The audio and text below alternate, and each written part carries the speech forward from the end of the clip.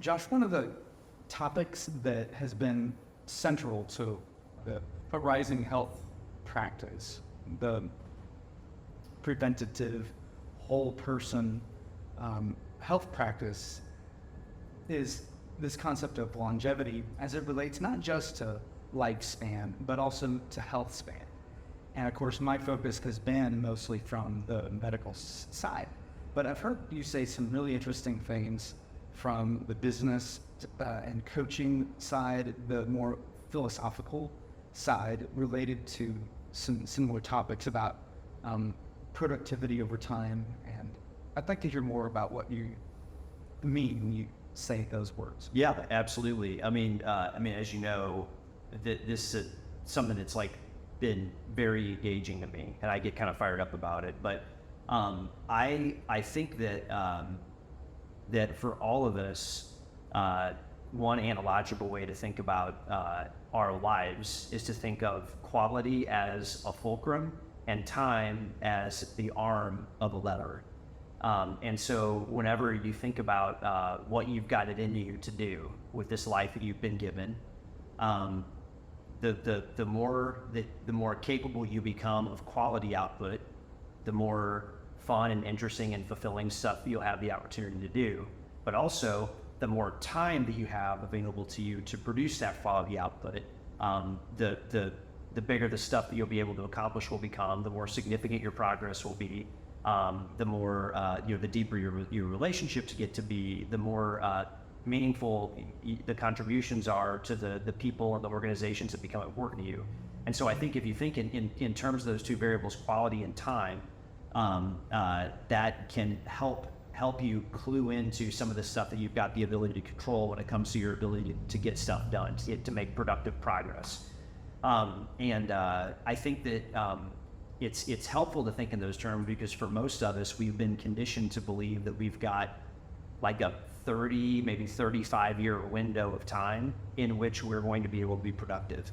And on the front end of it, we're going to be young and dumb, and our main job is to learn. And on the back end of it, we're going to be, it's going to be hard for people to take us seriously, and our job is going to primarily be about preparing the next generation to replace us. And there's elements of truth in both of those sorts of things. But I think, a great kind of example of maybe like an alternative path would be somebody like Warren Buffett. Mm-hmm. So like Warren Buffett is a guy that his track record tells us for sure that he can get quality output. He can get stuff done that it's hard for other people to be able to duplicate. But, and that's part of what's made him exceptional. But what is, I would argue, is an even bigger part of what's made his contributions so much more exceptional, so far above the majority of other folks, is that he's been able to get that quality output over an inordinately long amount of time. So he really is still producing output at just as aggressive of a clip as he was. I think I said he's 93. Yeah. And so, you're talking about like a, professional career that's like 70 years at this point, and his quality has not diminished, So imagine that, like if you could do something even slightly below average, but if you could do it for 7 years, that's phenomenal. It's also really helpful, I think, and this comes up a lot in some of the organizational consulting that I've done.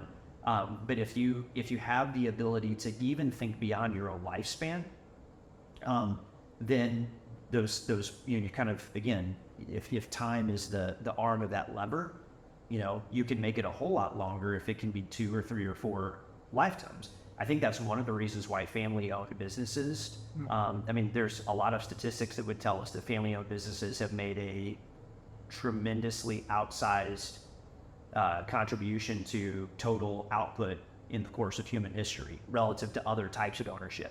And I think, personally, part of the reason why that's the case is because nobody has to tell the family-owned business that they need to have a plan that goes beyond just one generation. It's kind of baked into the cake that should be the expectation. But even if you don't necessarily find yourself in a situation where you're running a business that your kids and your grandkids are involved in, those same principles can help you think in terms of productive output over time. And so part of where there's natural overlap with our two worlds is that all of the same things that that help you with your health span, help you improve your health span, all of those same factors increase the likelihood that you will be able to stay, productive at a good clip for longer. Who have been, besides obviously Mr. Buffett, who have been some of the other thought leaders who have been influential to you? While you're trying to think of some of the important ones, I'll mention that I think you pointed out David Brooks to me years ago. I think it was David Brooks, the second mountain concept of am I about? I'm not remembering that conversation, but I like it. Yeah, well, tell me about the second mountain concept. Well, the second mountain, you spent the first 30, 35 years of your life just getting up the mountain. Yeah. Just getting there. And then you get there and you think, oh, now what? Yeah. And then you start to realize that actually there's a whole different goal, and it's a reprioritizing. It's probably around the idea of, what some people would maybe disparagingly call like a midlife crisis. Yeah, yeah. Well, I'm familiar with ideas like that, and there's, there have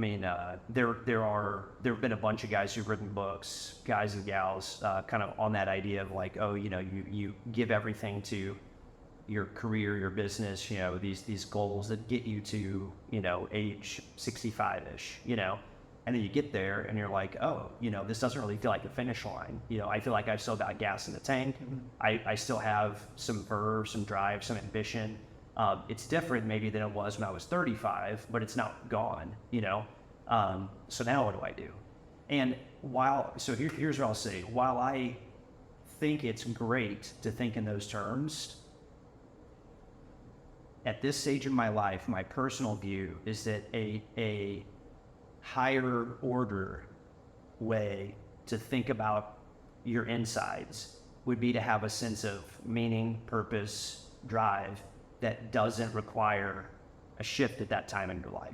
So if you could have kind of like some principles, mission, vision, values type stuff that are personal to you, that don't take you to 65 and require you to do this big reorientation. I think that's probably, there's a better chance you'll be more productive over a longer period of time. And I think there's also a better chance that your experience will be better.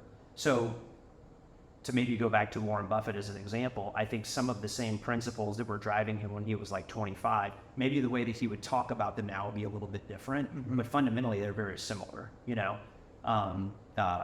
So I don't necessarily take issue with that like second life idea, but just me personally, I feel a whole lot more energized by the idea that I have one big consequential thing rather than like a series of things that I'm kind of working on. And some of that I think is probably corrective, because I think some of the folks for whom those ideas are really compelling, they maybe didn't necessarily have like a larger kind of overarching sense of meaning or purpose. They were just trying to get the business to a spot where they could sell it, or get the 401k to a point where they could live off of it, or something along those lines. Get the kids out of the house and get the house at the lake lot, or something like that. And then you do that and you're like, oh, I feel like I've got something more significant to contribute. And I think there's actually an interesting kind of like, I don't know what the right way to describe this would be, but like a psychological current with kind of like the Gen Y, Gen Z folks, where they're kind of like demanding to have a sense of meaning and purpose right away, And I think part of what they are feeling is that there is something good in having kind of like a bigger sense of purpose with what you fill your 9 to 5 part of your day with, which I think is awesome. I do think that they sometimes want to jump over some of the apprenticeship, mentorship, your time in the dirt that we all need to go through to be able to mature properly. And that's not to beat up on the generations, because I think there's a little bit of goofiness with the whole division. Oh, I want to beat up generation. Yeah. So here's what I think about generations, since you asked. Yeah. I think the ones younger than me need to learn from my generation. And I think the ones older than me need to learn from my generation. Yeah, right. Yeah, absolutely. I agree. No, but what you said about there being one thing, one life, one sort of continuous higher order story, that resonates with me so deeply. I think that's a much better way of viewing it. And I think, in 10 more years when we have another podcast episode that touches back on this, it'll be interesting to see how our ideas have evolved since right now. Yeah, absolutely. And that's the thing that I'll think about every once in a while is just how my own thinking on some of this stuff has changed over time. Yeah, and it's really interesting and kind of surprising. But now, in a lot of ways, it makes a lot of sense. I can see the narrative path. I can see how dot A connects to dot B. But when I was back at dot A, I didn't think I was headed in the spot that I ended up in. But I do want to get back to what your original question was about some of the thought leaders, because I'll tell you the name that pops into my mind, this is kind of a funny answer, but it's Harold Bloom, who's a very famous literary critic who died recently. And so Harold Bloom, one of the ideas that I think he'll kind of go down in history for is a lot of the things that he had to say about the idea of canonicity, and about how part of what great literature is doing is it's getting itself into conversation with the rest of great literature. And so so part of what authors are doing is they're trying to work their way into this conversation that mankind has been having since we started writing stuff down. And I feel like that's a really similar idea to what I'm talking about whenever I talk about just that sense of purpose. And there's something that seems big and grandiose when you talk about it in terms of Cormac McCarthy entering into a conversation with William Shakespeare and Milton,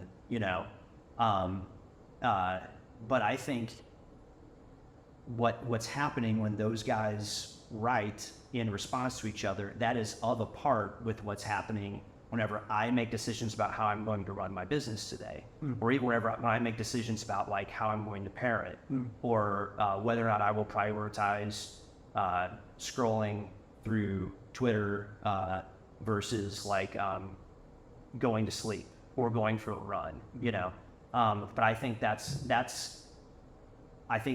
an almost direct analog. It's almost exactly the same conversation as the one that the Cormac McCarthys of the world are having when they're thinking about how to, even if it's not even on a conscious level, about how to respond to William Shakespeare when they write Blood Meridian. So that's fantastic.